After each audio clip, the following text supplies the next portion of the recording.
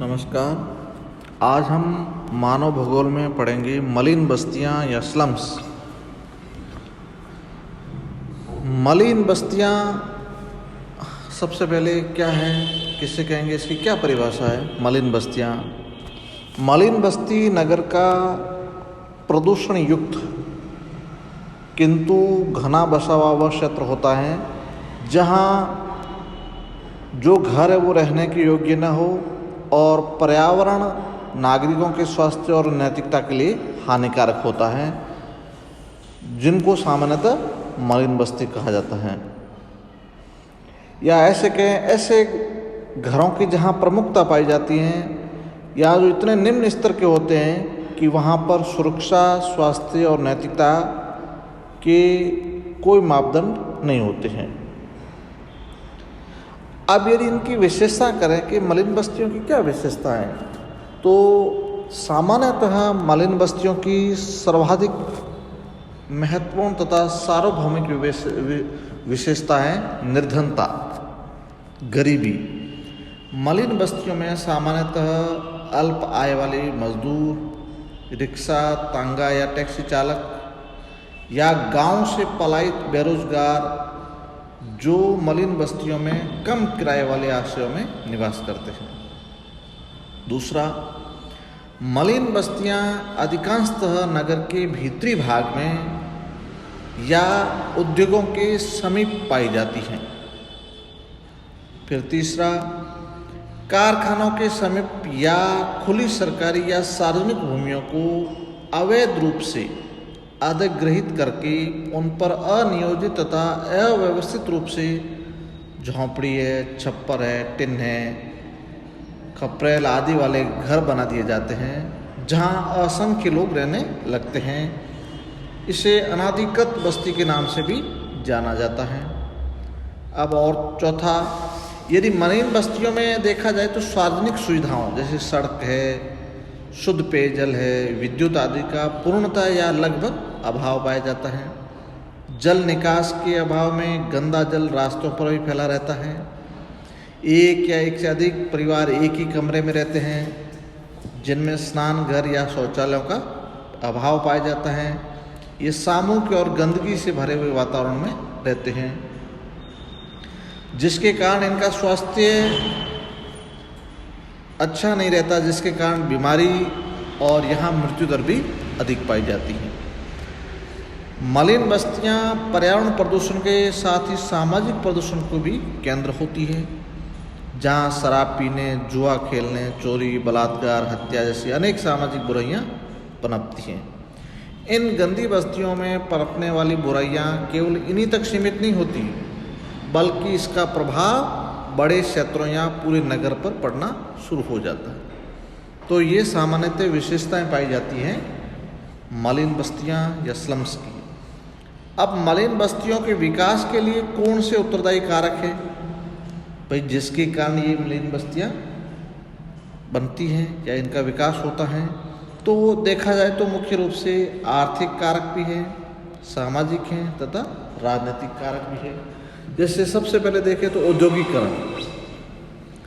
अब नगरों में तीव्र औद्योगिकरण के कारण ग्रामीण क्षेत्रों से बड़ी संख्या में लोग उद्योगों में कार्य करने के लिए नगर में एकत्रित होते हैं और फिर अपने कार्यस्थल के निकट ही रहना शुरू कर देते हैं, या जहां पर श्रमिकों के रहने के लिए कम किराए वाले मकान होते हैं, या सार्वजनिक जगह पर जहां कोई खुली भूमि देखते हैं या खाली पड़ी जगह होती है उस पर अनाधिकृत कब्जा करके कच्चे घर बना लेते हैं और उसमें रहने शुरू हो जाते हैं। इस प्रकार कारखानों के समीप मलिन बस्तियों का विकास होना शुरू हो जाता है।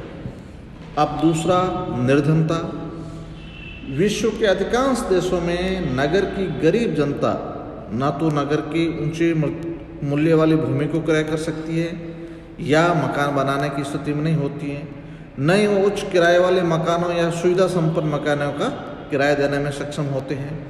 ऐसी स्थिति में गाँव से आए हुए बेरोजगार तथा इसी प्रकार जीविका के पर्याप्त साधन जुटा पाने में असमर्थ लोग ऐसे आश्रय की खोज में मलिन बस्तियों में शरण ले लेते हैं। अब तीसरा, ग्रामीण बेरोजगारी। अब गांव में उद्योग और कृषि क्षेत्र के कम विकसित होने के कारण रोजगार की खोज में बड़ी संख्या में लोग समीपवर्ती नगरों तथा दूरवर्ती महानगरों में जाते हैं। इन लोगों को नगर के बाहर या भीतर जहाँ कहीं भी कम किराए वाले मकान मिल जाते हैं तो एक साथ कई लोग रहने लग जाते हैं, जिसके कारण भी मलिन बस्तियों का विकास होता है। अब चौथा है तीव्र नगरीकरण, रैपिड अर्बेनाइजेशन। क्या होता है कि ग्रामीण क्षेत्रों से नगरों के लिए बड़ी संख्या में जनसंख्या स्थानांतरण के कारण जिस गति से जनसंख्या आकार में वृद्धि हो रही है, उसी तीव्र गति से नगर में आवासीय गृहों का निर्माण नहीं हो पाता है, जिसके कारण गृहों का अभाव होने लगता है। गृहों की पूर्ति कम होने से उसके किराए में तीव्र वृद्धि होती है, जिसके फलस्वरूप भीड़ भाड़ वाले सस्ते मकानों में कई लोग या कई परिवार मिलकर रहने लगते हैं, जिससे मलिन बस्तियों का विकास होता है। अब अगला है नगरीय आकर्षण, अट्रैक्शन होता है अर्बन का। ग्रामीण बेरोजगार हैं, जो औद्योगिकरण के साथ साथ नगरीय आकर्षण भी नगरीय जनसंख्या में वृद्धि का कारण होता है, क्योंकि यहाँ पर सुविधाएं अधिक मिल जाती है, जिसलिए हर कोई गाँव से नगरों की ओर आने को तैयार होता है। जनसंख्या में वृद्धि के कारण ही आवास गृहों के अभाव में नगरों में मलिन बस्तियां इस रूप में विस्तृत होने लगती हैं। अब शॉर्टेज ऑफ हाउसेज, गृहों के अभाव से भी, फिर नगरीय प्रदूषण है, जिसके कारण से भी, जैसे महानगरों के पुराने बसे हुए भागों में जहां मकान अत्यंत पुराने, जर्जर या गिराने योग्य या निवास के अयोग्य होते हैं, वहाँ पर पाए जाने वाले शोर शराबा, भीड़ भाड़ तथा अन्य प्रदूषणों से उभरकर उच्च वर्गीय परिवारों से छोड़कर नगर के बाह्य भागों में स्थानांतरित हो जाते हैं। उन्हीं निवास के अयोग्य मकानों में निर्धन परिवार रहने लगते हैं, जिसके कारण खंडहरों या गिराए जाने योग्य मकानों वाला क्षेत्र मलिन बस्ती में परिवर्तित होने लगता है। आपकी सरकारी प्रयत्नों का अभाव, महानगरों में मलिन बस्तियों के विकास के लिए सरकारें और महानगरीय प्रशासन भी उत्तरदायी होते हैं। प्रशासन द्वारा श्रमिक बस्तियों में सफाई, बिजली, चिकित्सा, जलापूर्ति आदि आवश्यक सुविधाओं की व्यवस्था के प्रति अपेक्षात्मक व्यवहार मलिन बस्तियों के स्वरूप को और अधिक विकृत बना देता है। जैसे मलिन बस्ती सुधार योजनाओं को तत्परता से क्रियान्वित करना, भूस्वामियों तथा मकान मालिकों को आवास गृहों के निर्माण तथा सफाई आदि से समुचित निर्देश देना और स्वयं भी सुविधा युक्त कम किराए की कमरों वाले स्वच्छ आवासीय कॉलोनियों का निर्माण कराना प्रशासन और सरकार की प्रमुख जिम्मेदारी है। इनकी अपेक्षा से ही मलिन बस्तियों के विकास को बढ़ावा मिलता है। अब यदि मलिन बस्तियों की बात करें भारत के संदर्भ में, तो भारत के नगरों, विशेषतः महानगरों में मलिन बस्तियों की विकराल समस्या है। भारत में नगरीय जनसंख्या का लगभग 20% और महानगरों का लगभग 30% भाग मलिन बस्तियों में निवास करता है। यदि नगरीय जनसंख्या में वृद्धि से भी देखा जाए तो ये नगरीय जनसंख्या में वृद्धि हो रही है, वो भी मलिन बस्तियों की जनसंख्या में वृद्धि हो रही है, जिसके कारण भी अब जैसे भारत की मलिन बस्तियों को मुंबई में झोंपड़पट्टी, कोलकाता में बस्ती, चेन्नई में चेरी और दिल्ली में झुग्गी झोंपड़ी तथा कानपुर में अहाता या कटरा नामों से जाना जाता है। भारतीय महानगरों की मलिन बस्तियों में निवास करने वाले व्यक्तियों का जीवन अत्यधिक निम्न स्तरीय और पर्यावरण अस्वस्थकर होता है।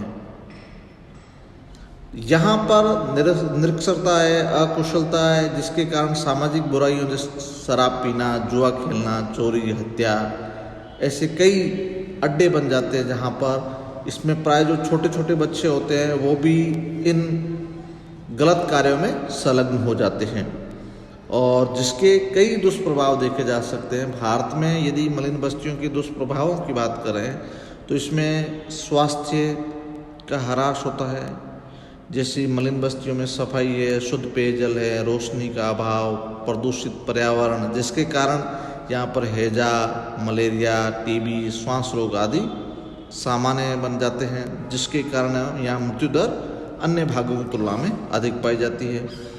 फिर कार्य क्षमता में कमी देखी जाती है। जो यहाँ निवास करते हैं वो पूरी तरह से स्वस्थ नहीं होते हैं, वो किसी न किसी बीमारी से पीड़ित होते हैं, जिसके कारण उनकी कार्य क्षमता घट जाती है, नैतिक पतन हो जाता है, अपराध में वृद्धि हो जाती है, जीवन स्तर में ह्रास हो जाता है, पारिवारिक व सामाजिक विघटन हो जाता है।